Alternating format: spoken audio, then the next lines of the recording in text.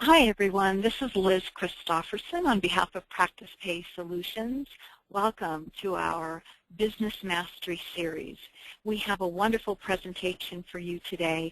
And before we get started, I just want to tell you a little bit about the logistics and the housekeeping that's going to take place. So in a couple of minutes, I'll be handing it off to our guest, Ceniza Levine. But I want to share with you, during the presentation, we would love to have your interaction. If you have questions or comments, please feel free to use the question box or the chat box. I'll be focused on getting that information to Carolyn, who will also be able to see it as we go through the presentation. This presentation is being recorded, and it will be provided by Practice Pay Solutions after the recording. We are grateful to Practice Pay Solutions for the wonderful work that they're doing, providing these learning sessions every month to their audience. And the whole point of this is to help you do what you need to do to create a bigger vision and opportunities for growth and learning to help you grow your business and create the success that you're looking for. Today, we have a special guest, Ceniza Levine. She is with Six Figure Start. They're a career coaching firm comprised of former Fortune 500 recruiters. They have hired and managed career development for thousands of people for leading companies, and now they share that expertise and insight with their clients. So Carolyn, I'm going to hand the presentation stick off to you and have you go ahead and get started. And please share with us a little bit about you and about your business, and take it away. Terrific. Thanks so much, Liz.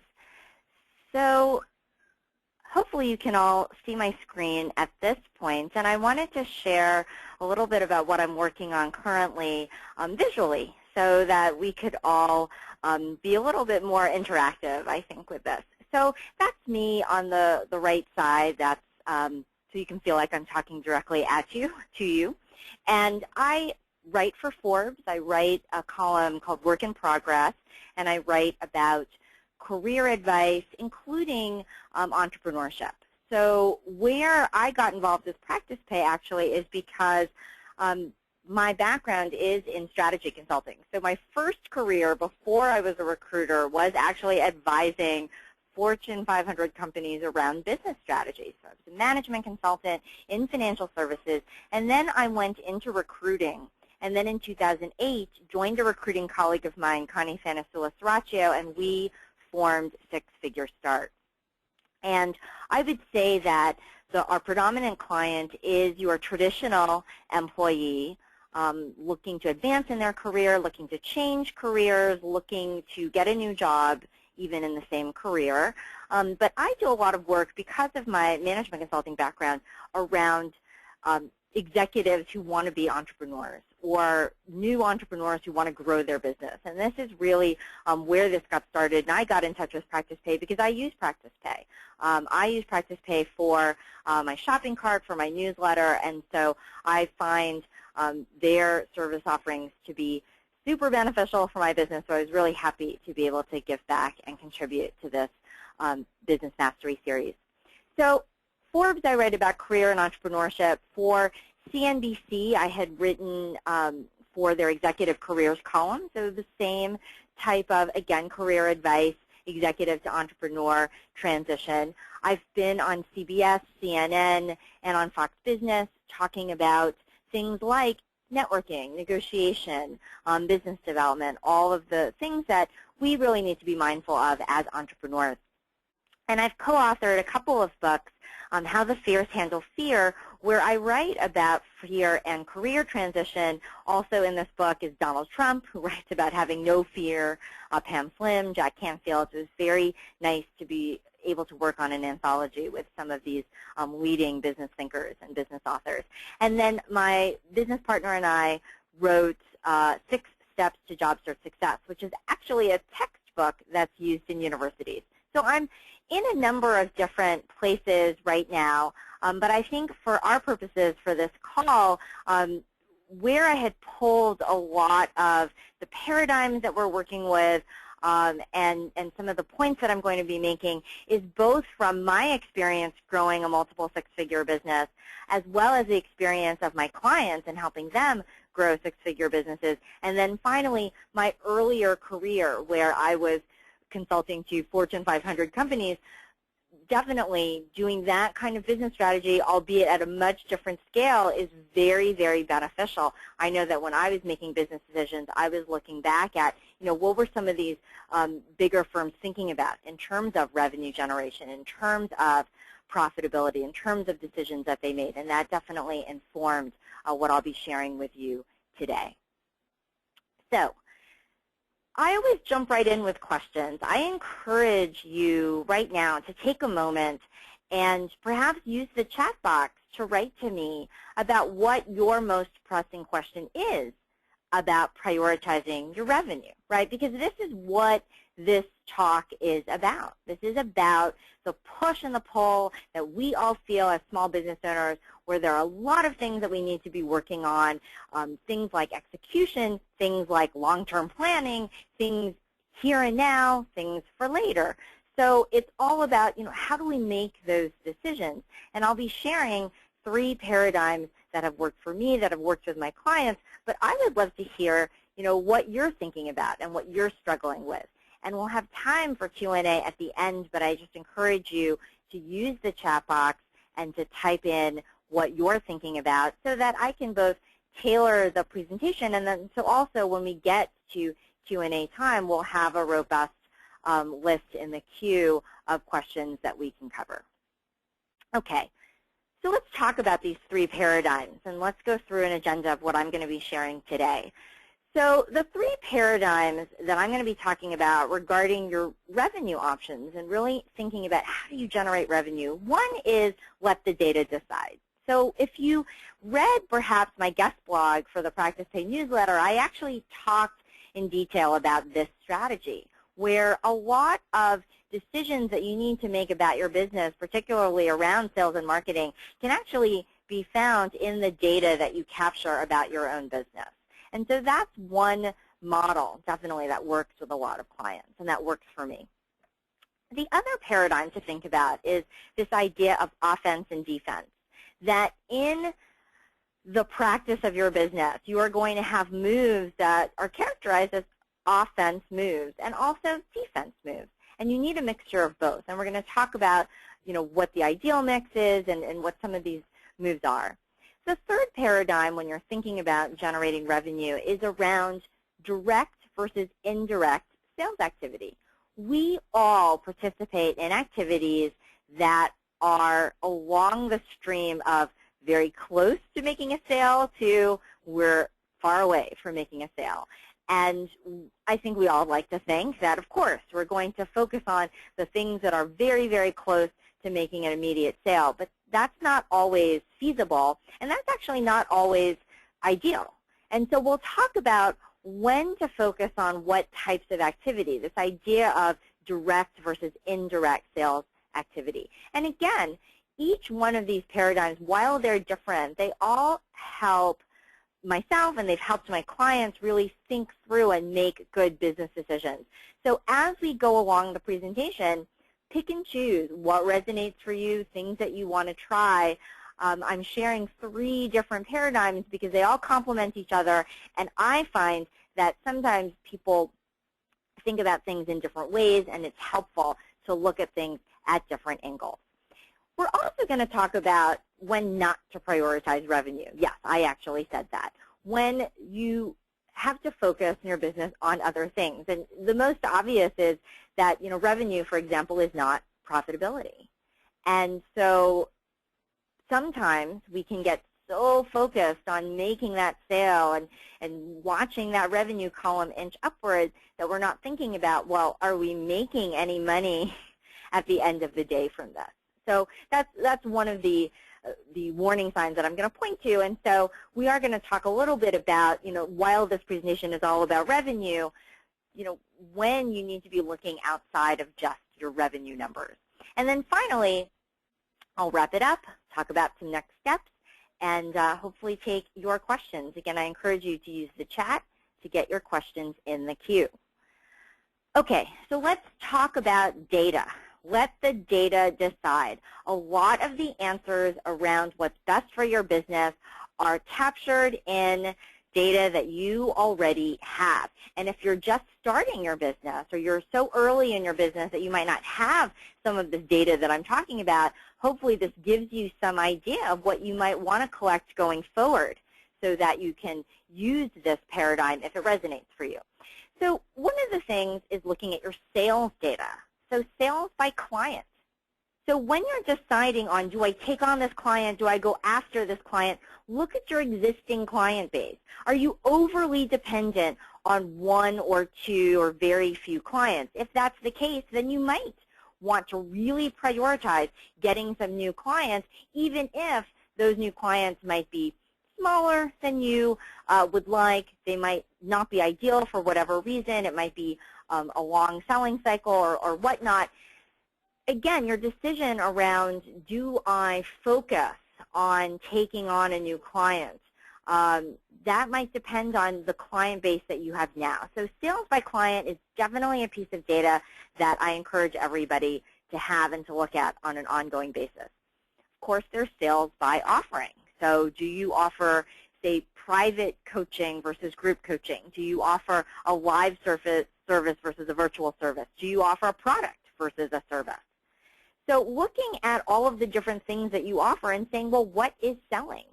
I can tell you that early on in our business, we had thought about doing everything virtually. And we do a lot of our work virtually, absolutely.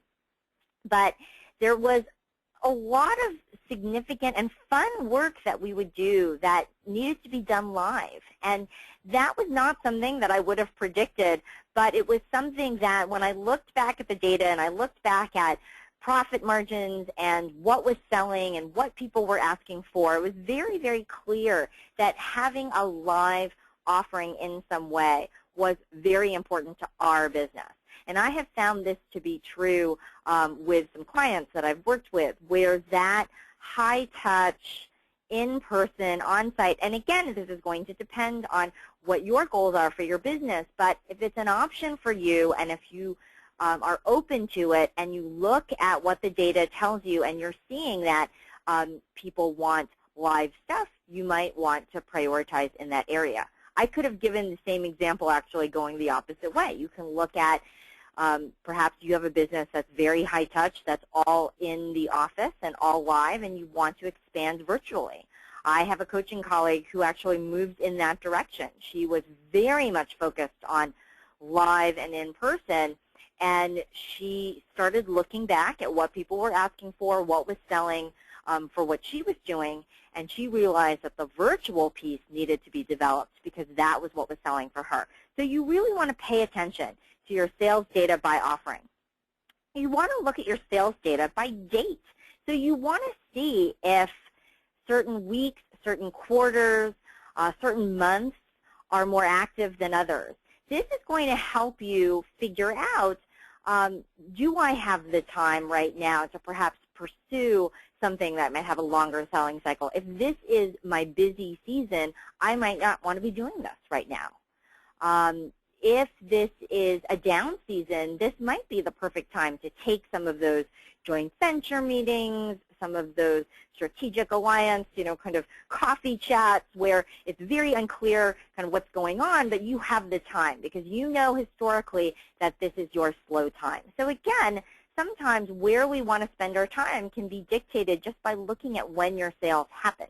And then finally, look at your sales data year over year, because all of the things that I talk about by clients, by offering, by date, all of these things can change. And I can tell you our business now is in year 6, and it's a very different business than it was just starting out in terms of who our clients are, in terms of what we're offering, the mix of business. We are still a career coaching firm, absolutely. But again, looking at the size of client, the type of offering, how involved it is, very different. And so by looking year over year, we've been able to make smarter choices about where we spend our time going forward. So some other business data to analyze outside of sales, time to sell. I've mentioned this. Can you wait for a long sale? Do you need something quick? when our business, for example, we sell directly to individuals. So we have people who work with me and with Connie one-to-one on their career or on their business. But we also work with institutions, and we'll come in either as an executive coach or to do corporate training or to do a series of things and a little bit of this, a little bit of that.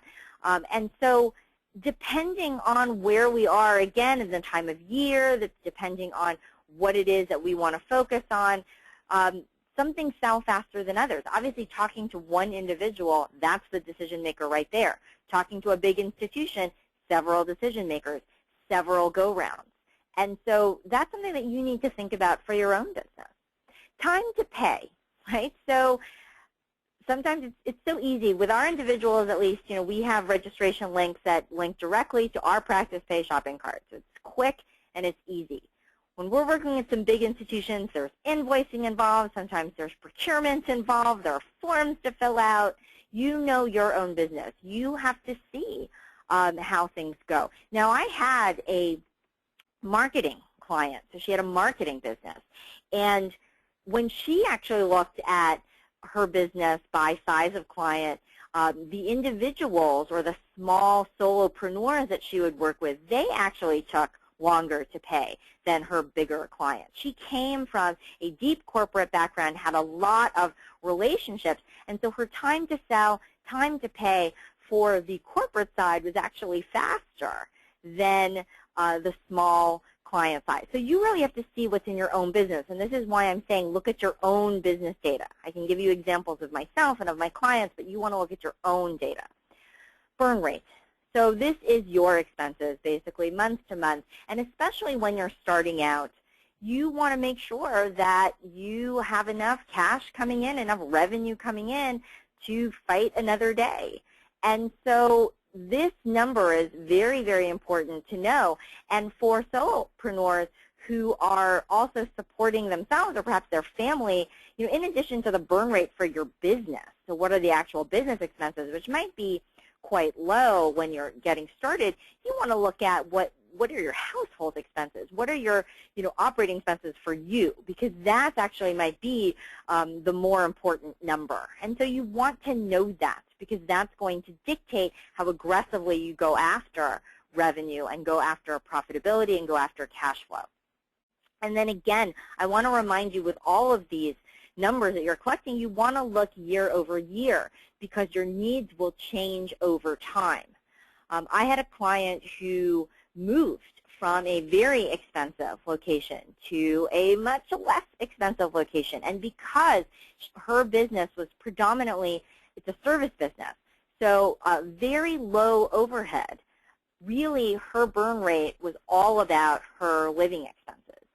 And she was from an entrepreneurial family, so her husband also had a volatile income stream, and they really needed to look at their businesses almost like a portfolio. But when she moved out of the expensive location, her expense, side of the equation changed dramatically, and so she really needed to look at that, because that gave her a window to develop in some areas that she wanted to go after. And expand some service offerings. She had much more of a cushion because she wasn't burning as fast cash. And so, again, you want to see what's happening year over year because your business will change. So how do you choose among all of this data, right? So I'm telling you to track all of these things. Ideally, you track all of these things. But sometimes you have to start somewhere. And I always say start with the data that you have. I worked with a client in the graphic design, web, art, creative type world. She had a number of different offerings and had really run her business more like a freelance operation where it was all about her billable hours. She wasn't really branding something outside of herself. And so she would take on very, very different projects. And her pricing was all over the place. And so when we started, I gave her a map of this is ideally where I'd like you to be in terms of tracking your data, but let's get there little by little, right? I mean, ideally we have all of this data and it's all over time. But let's start with what you have. And so let's go last 30 days. Let's go last 60 days. Let's go at last 90 days. Let's start with what's easy to collect. Let's see what information is there. And that's going to let us know how helpful this is, whether this is the right way to go. I always feel like your data can tell you a lot of things, but I also know from both my management consulting days and from my days now coaching smaller businesses that it really depends on the person who has to act on it. Some people are really moved by looking at their sales data and looking at the numbers. And for some people, they really just need a cursory glance at that, and they're going to be moved by other things. And so you don't want to be spending a lot of time collecting stuff if you're not going to use it. So start with the data that you have. Aim first to understand, right? So no judgment here. Don't beat yourself up for having all of your sales in January and you think, what am I doing the rest of the year? You know, just notice that. Be curious about that and say, oh my goodness, you know, that's really interesting.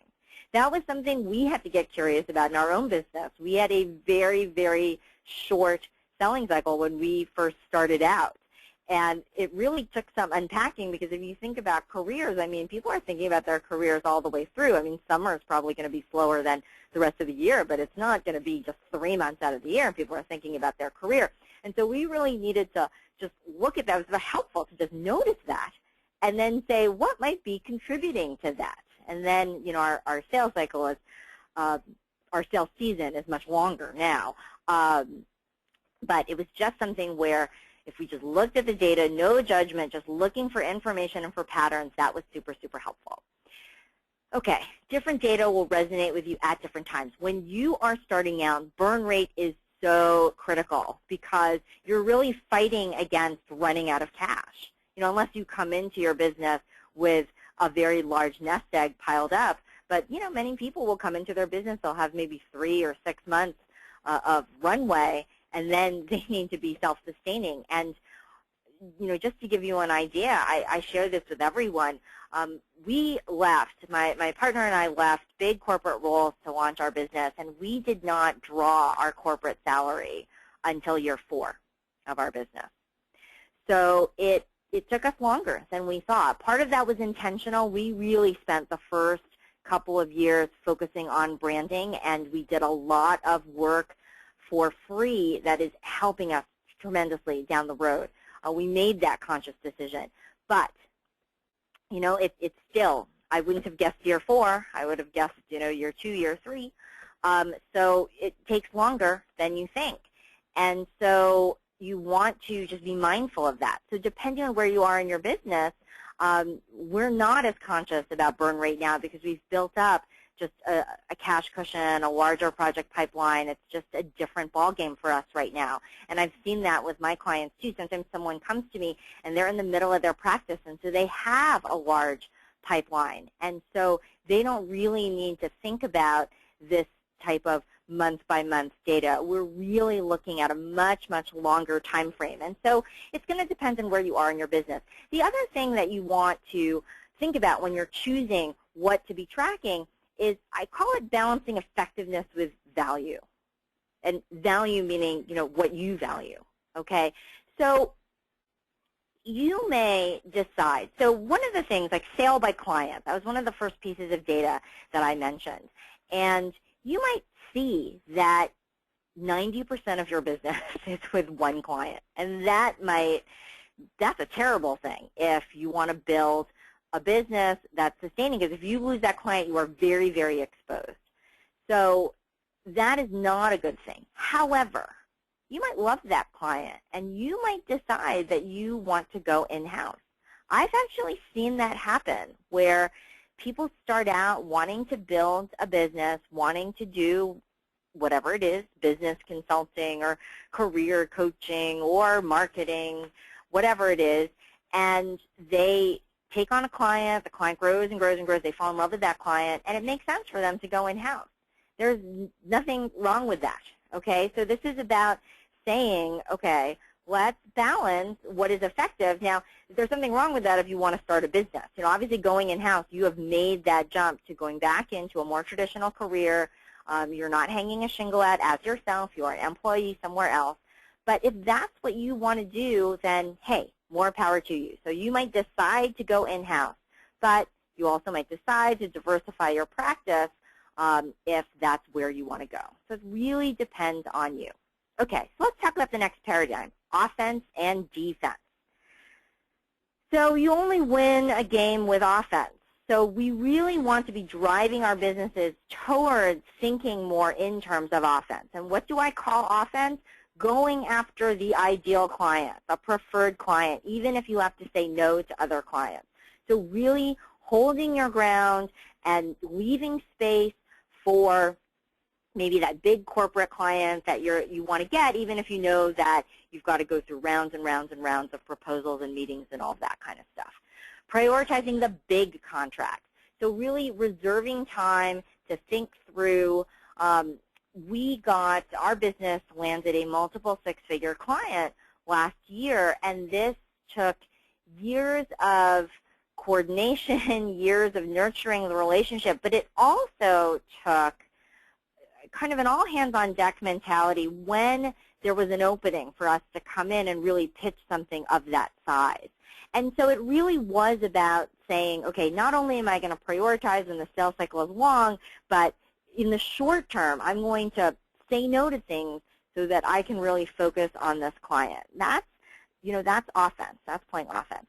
Cultivating media, centers of influence, good referral sources, the types of relationships where there isn't an immediate, there's not an immediate result there. You are not actually selling something to the media. You are not actually making a sale by having a good referral source or a good strategic alliance with someone who's very influential. These are long-term plays. These are relationships that you have to nurture, where you have to build your credibility. But they can pay off in spades. And so it's thinking about, well, how do I find time to do that? How much time do I want to set aside to do that? And then, another example of an offense move is building that loyal audience, that engaged audience that follows you. A lot of times you need to do that with free content, with some kind of free giveaway. Practice Pay is so great about kind of that sales funnel, right? Being able to offer, say, a free product in your shopping cart so that you collect names and emails and you basically get permission to then follow these people, really talk to these people, engage these people. This is not about making the quick sale. So this is about going on long-term offense and making the investment now. We all should be doing that with our business. But we should also be looking at defensive moves. Okay, so the thing about defense is it allows you to stay in the game long enough to win.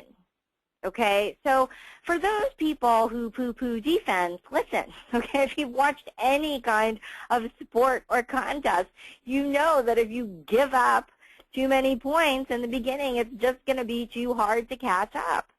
So in the beginning of your business, or when cash flow is tight, for whatever reason, some of your longer-term initiatives aren't working, you might want to think about holding the line using some of these defensive moves. So one of them is what I call taking on a money job. I actually dropped out of corporate for a few years to work as an actor. And actors embrace this wholeheartedly. They don't expect to be working all the time. And so they're bartending, they're waitressing, they're doing, whatever it is to keep them in the game, getting those auditions long enough to actually strike it big. And that's something to think about. Now, it might not be taking on an actual job 9 to 5. It might be taking on, consulting projects or something, again, something actually related to the second point, serving B or C clients, serving clients that might not be your target market, that might not be ideal, but for whatever reason, they're coming to you and they're paying you, and this is something that you can do while you're building up some of the rest of it. Okay? Now, let's say cash is tight. You want to hold the line on pricing. Well, you can offer a sale or a discount, limited time for a quick fix. So I call that a defense move because you're not you're not looking at this as a long-term, ongoing, viable thing. You're looking at, okay, so just for now, just to kind of shore up my cash position, I might want to offer some kind of a discount. And then the final, type of defensive activity, which I think is actually super, super helpful, and I've encouraged all of my clients to practice this, it's what I call follow the money. Follow the money makers. Sometimes we get so wrapped up in a strategy for our business or what we think we need to be doing for our business that we don't really pay attention to where the money is coming from. So this is very much related to know your data and let your data decide. Pay attention to what is selling, whether it's specific types of clients, specific clients altogether, specific product offerings or service offerings. Pay attention to that. And you might have stumbled on that by accident. It might not be clear to you where it fits in your broader vision. And so you might not think of it as a long-term offense move because you're saying, well, this isn't proactive, this isn't deliberate, I just stumbled on this. Well, that's okay. Follow it, see where it goes. At the very least, you're going to get some cash, and it's going to tell you something. Okay.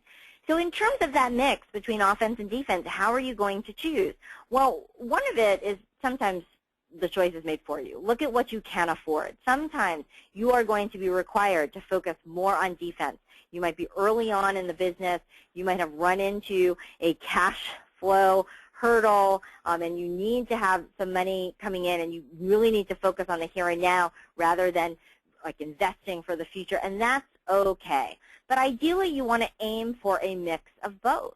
You do want to mind the defense. You do want to make sure that in the short term, you're all taken care of, and that might include things like reducing your expenses, really watching your burn rate, all of that kind of stuff.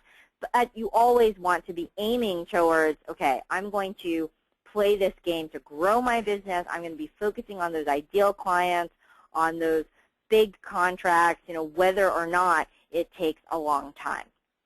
Again, you want to look at year over year. Similar to looking at your business data year over year, you want to look at your activities and your strategies year over year because markets change, your own business changes, and what was effective for you or feasible for you to do in one year might not be the case in another year.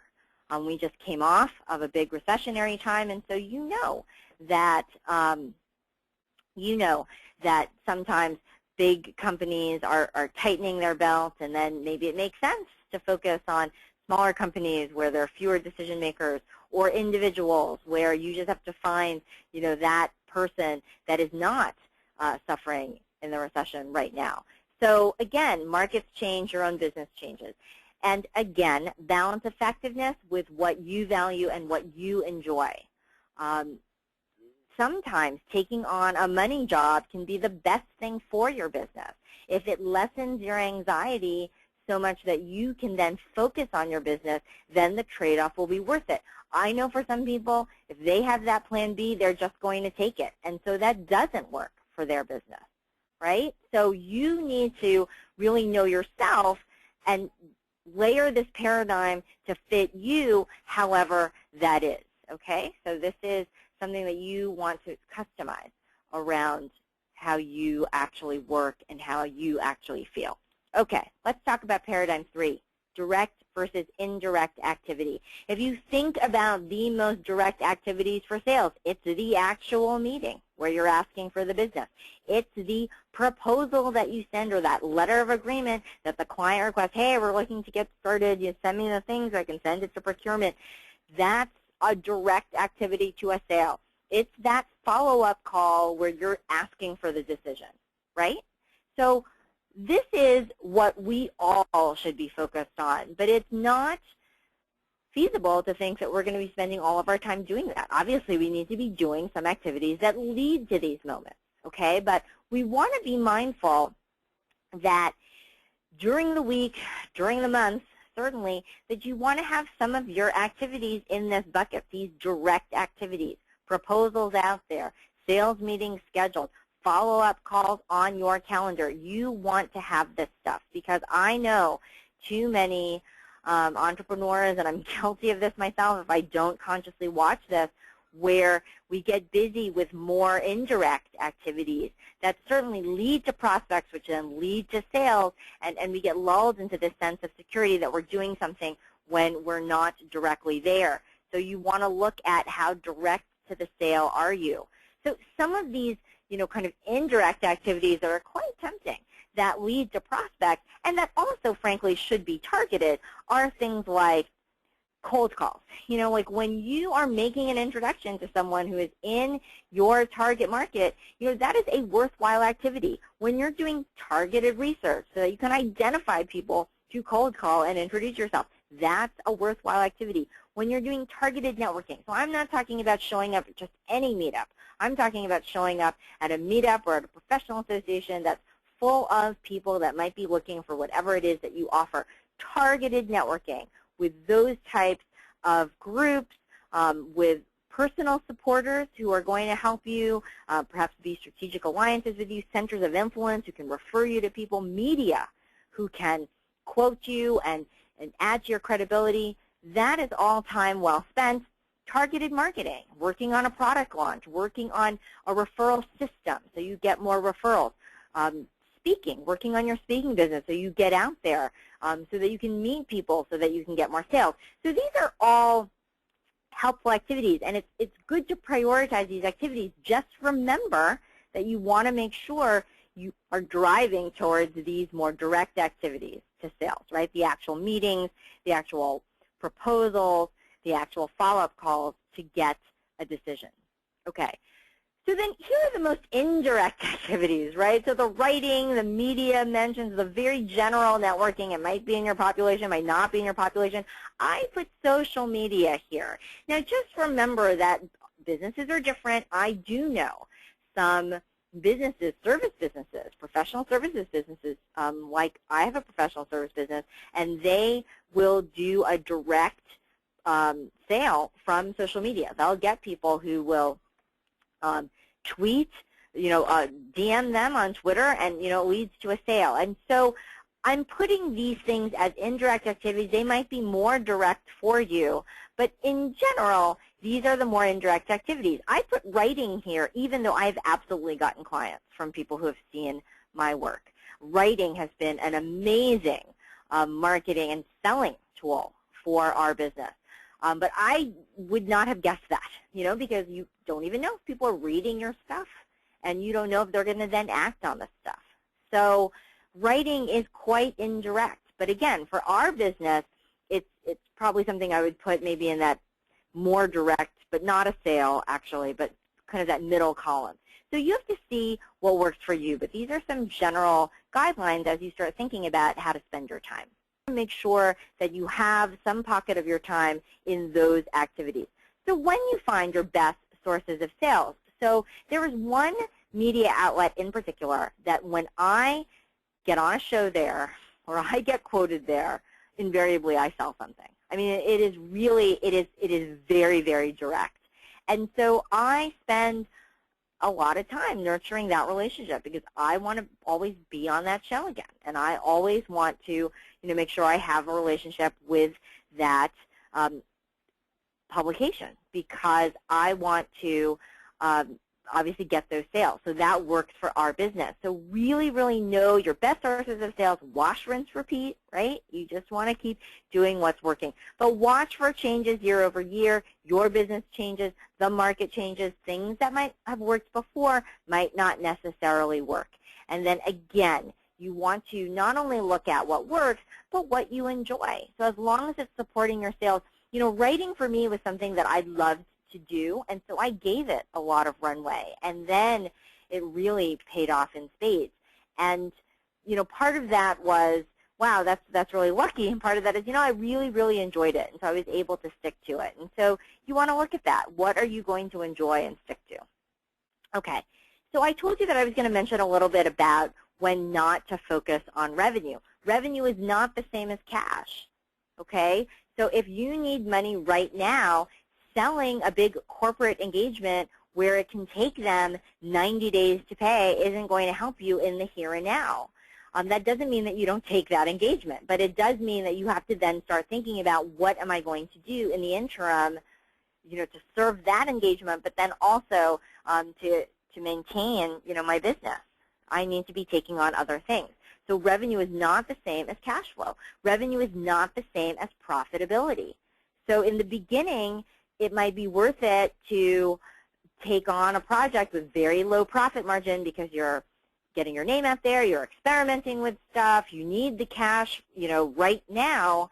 But as you go forward, profit's going to matter more and more. That was definitely true with our business. In the beginning, cash flow was king.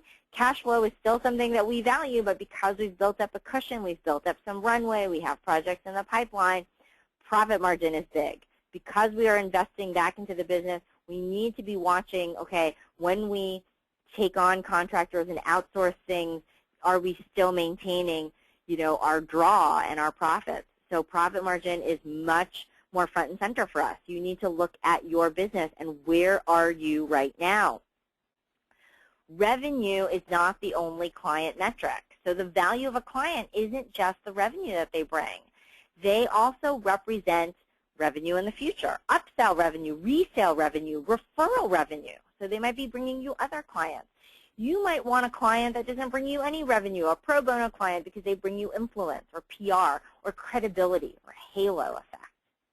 So there are a number of things that you want to think about as you prioritize your activity, your sales activity, and the clients that you take on that might be outside of revenue. Even though I titled this revenue now or later, there might be times when you're not looking at revenue. So like I said, balance effectiveness with value, with what you enjoy. You want to balance this logical pursuit of revenue. You really do want to be mindful of revenue. That is the lifeblood of business.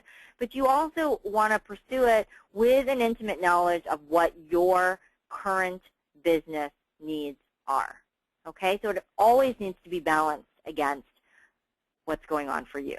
Any of these paradigms, offense versus defense, direct versus indirect, letting your data decide, all of these paradigms need to be customized for your business, for the market conditions that we have currently, and for what you value and enjoy.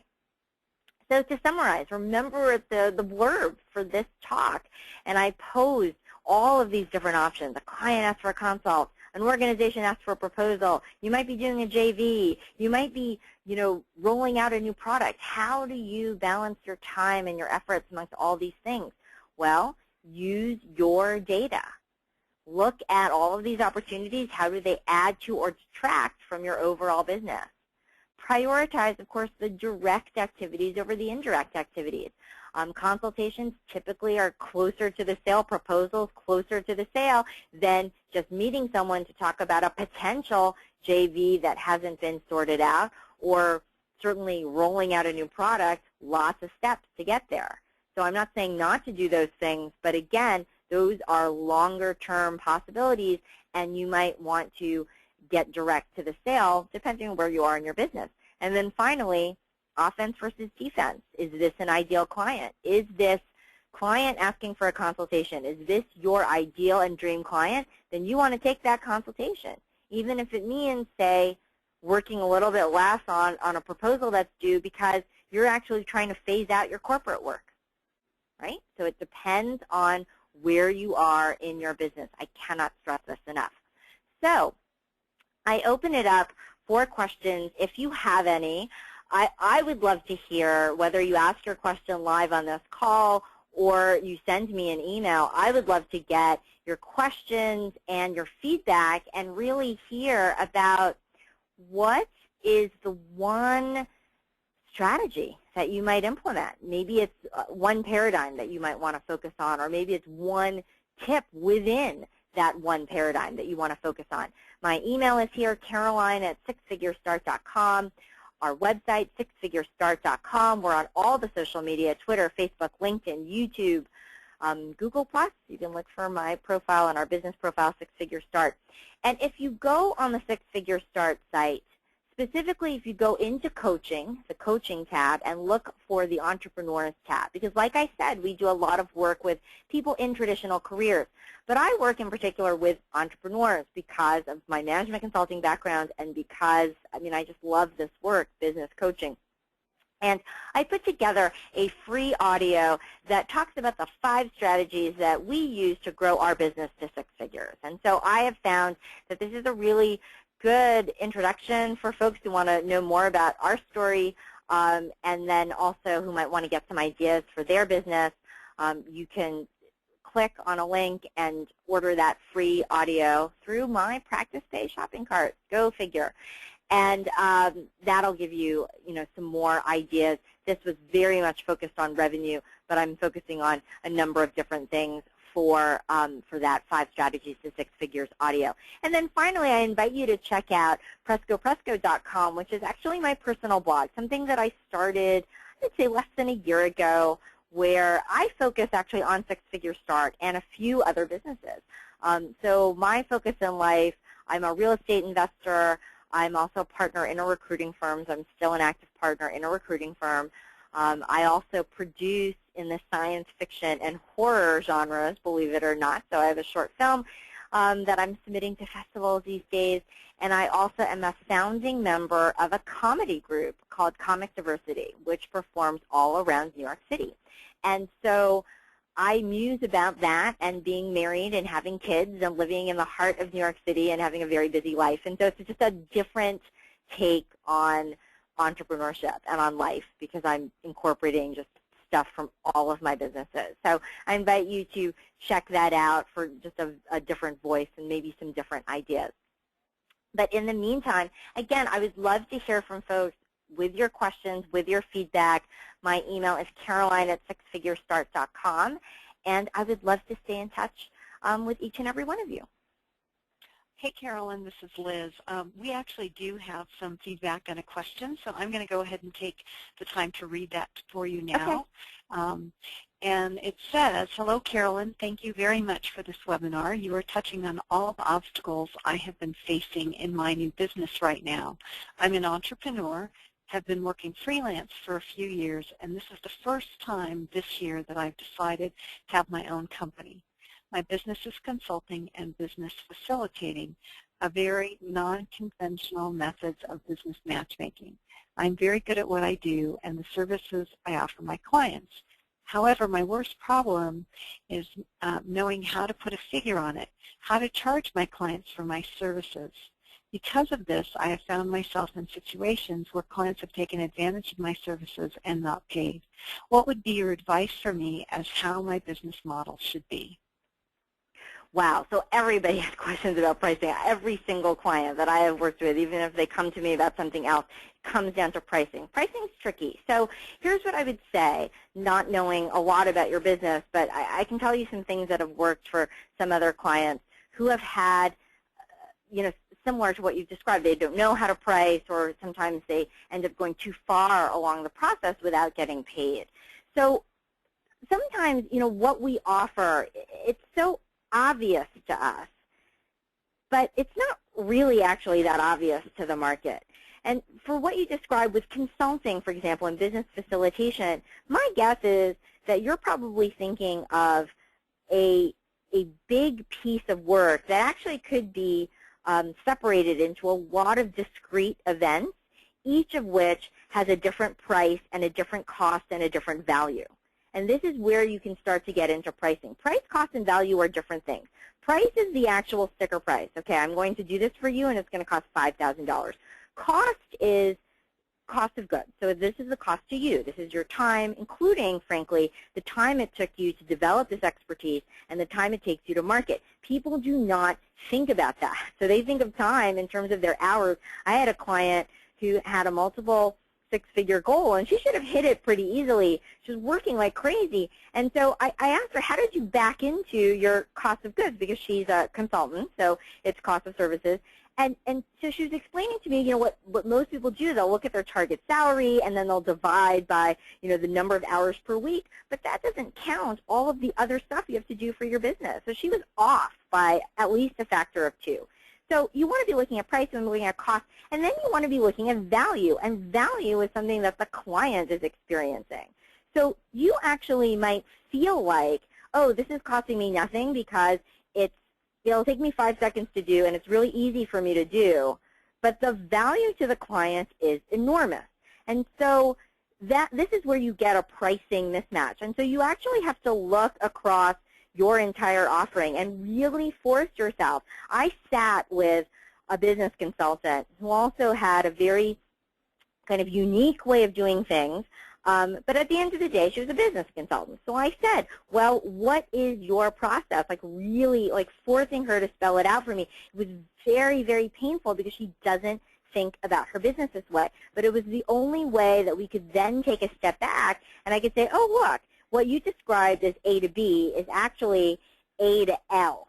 There are like 25 steps here or whatever, and you need to actually figure out what all of these things cost and what the value is to your client. And maybe A and B can be the free consult or the things that you will do and not really think about. But then if they want you to get from C to L, this is really where the buck stops here, and we have to price this and cost this out. And I can tell you that this is, oh my gosh, this is such a helpful exercise. I encourage everybody to do it, to really look back at what you are offering. You are probably offering something where there are discrete steps involved, and you are thinking of it as just 1 to 2, and there's a 1.1, 1.12, 1 point. There's a lot of steps in between that you are not pricing out. And a lot of people make this mistake. I am working with a retired CEO of a $50 million company that has now decided to build another business, and he's still making this mistake, right? Because it's something that's so habitual that people do. So I would say that that's what I would do. I would really dissect your business. I would divide it into smaller increments. I would look at price, cost, and value for each of these smaller increments, and I would go back and look at your client history, and my guess is that you're tossing a whole bunch of things in that you just don't realize. Liz? That's great. Thank you so much for that answer. Another question that came up is just, you've shared a lot of different things today, and given that entrepreneurs usually have pretty hectic, crazy schedules, what's the one thing that you think folks should focus on to get started? Well, the reason why I shared a lot of different things is because, and I alluded to it before that, some people, they're not moved by data. So if I spent this entire presentation, I really could have done the entire presentation on dissecting your business data and your sales data and really just jumping off of that. But I find that sometimes, that just doesn't work for people, even though that as a process works. So when I shared a lot of information, it's fully knowing that you're not going to be thinking about every single thing that I talked about all of the time. So what I would say is, if I had to jump, say, to a slide or to an idea, it would be perhaps when I warned about revenue, not necessarily being the priority, to think about revenue versus cash, revenue versus profitability, to think about where are you in your business and what do you need to focus on right now. Do you have the next 3 months taken care of? Okay, what about the next 6 months, 9 months? It's really just knowing kind of where you are right now, and then you can pick or choose. Because frankly, if you are in a cash-strapped position right now, you need to be looking at defense. You need to be looking at direct sales activity. Like everything else that I talk about, which is a nice to have, just isn't going to be relevant if you have to shut your doors. So I think that what you need to focus on is just getting real about where your business is right now and how much runway you have to fix whatever you think needs fixing. So getting back to actually that other person's question about pricing, the client that I coached around repricing, she was actually in a really, really good position because she had a long-term contract. So even though the long-term contract itself was actually a mess, right? It was a mess, and she shouldn't have priced it that way, but it is what it was. She could absolutely ride that out and fix things for the next client and fix things along the way. So that dictated what she needed to be thinking about, versus if it was a short-term client, she needed to fix things much, much more quickly because she couldn't count on getting, another big client and she priced it wrong again, then pretty soon her business would go under. So it really depends on where you are. That's really great. So how, Carolyn, how does somebody know that they're ready to do the work with you?